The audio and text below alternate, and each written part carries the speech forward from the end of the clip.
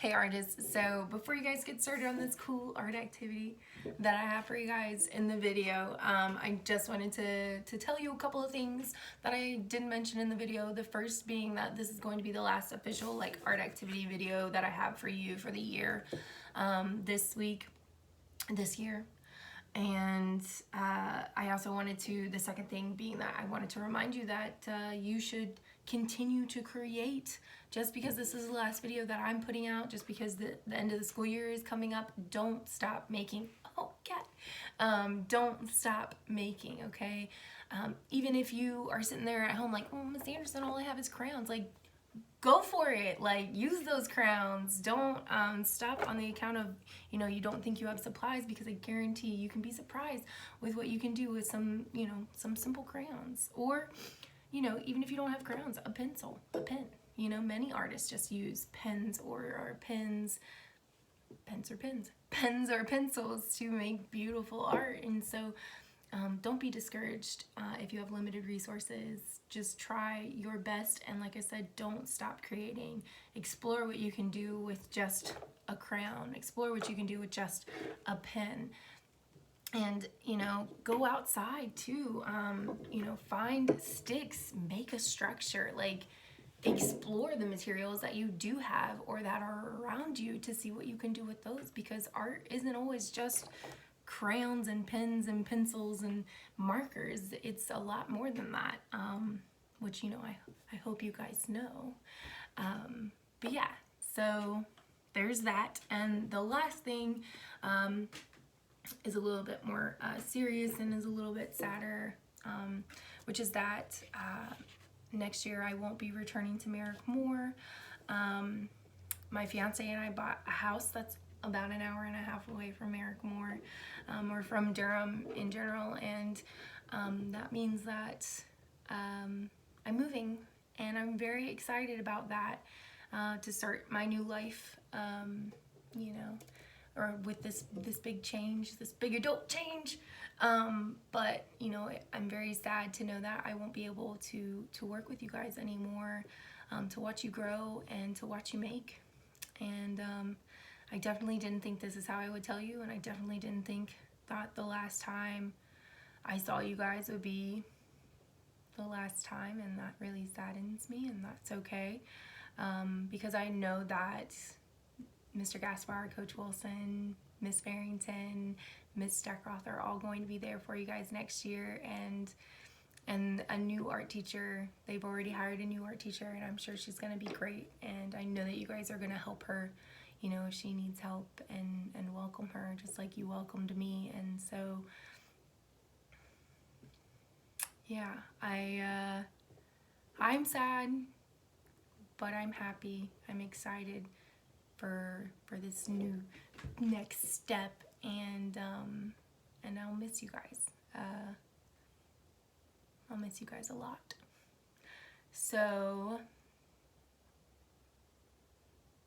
anyways, cat, if you need anything, if you're struggling to come up with resources during the summer, if you're you can't think of something to do, if you need an art activity, if you just want to talk, if you need help, please feel free to reach out to me on my personal email. I'm going to put that link in the description below, as well as my teacher Instagram that's in there every week, and my website too, so you guys can go there. There are resources up there if you haven't seen it yet. It's available to you.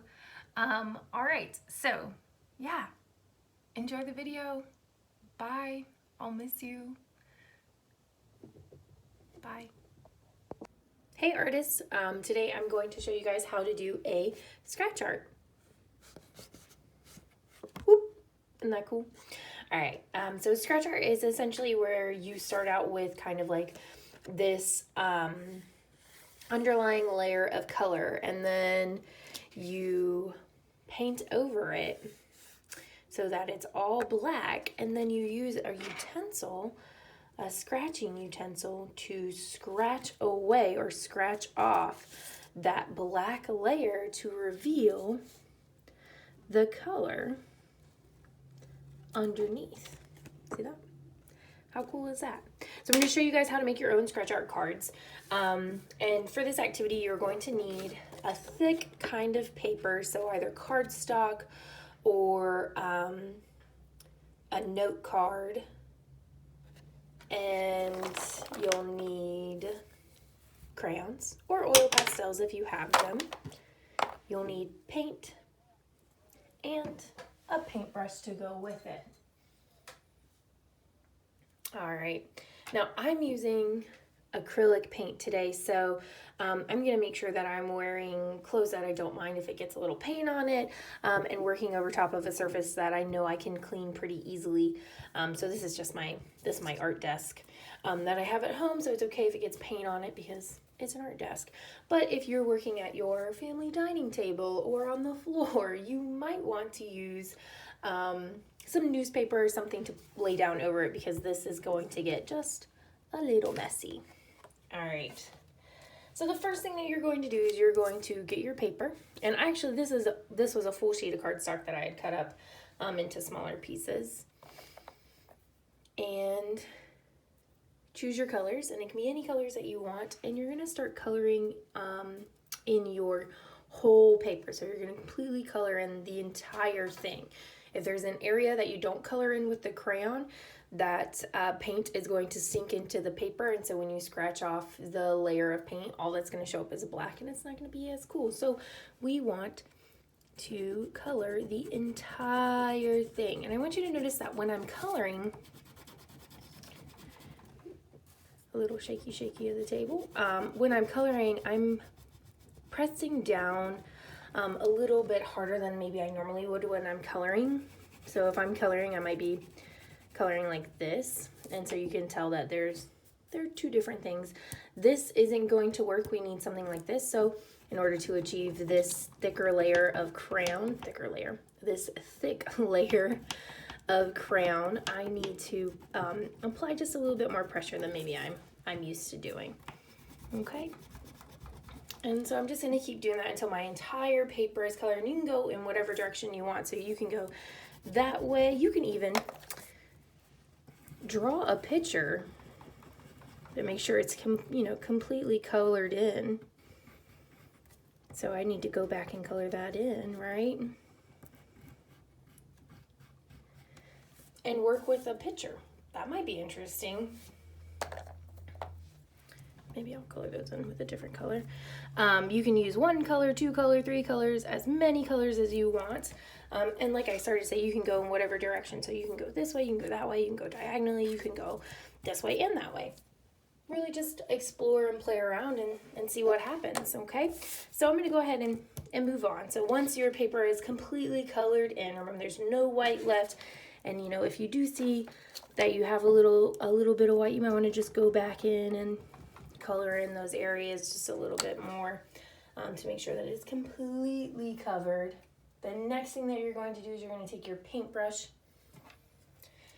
and paint a thin layer of that black paint over top. So you're going to completely cover the card with a thin layer of just black paint.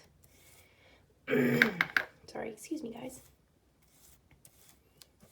You don't want it to be too thick, because if it's too thick, what's going to happen when it dries is it's going to crackle. We don't want that. But if it's too thin, you're going to be able to see that color come through, and it's not going to work as nicely as you might want it to. So just a nice thin layer of this black paint. And you could probably use tempera paint or acrylic paint. You can't use watercolors, and you don't want to use oil paint.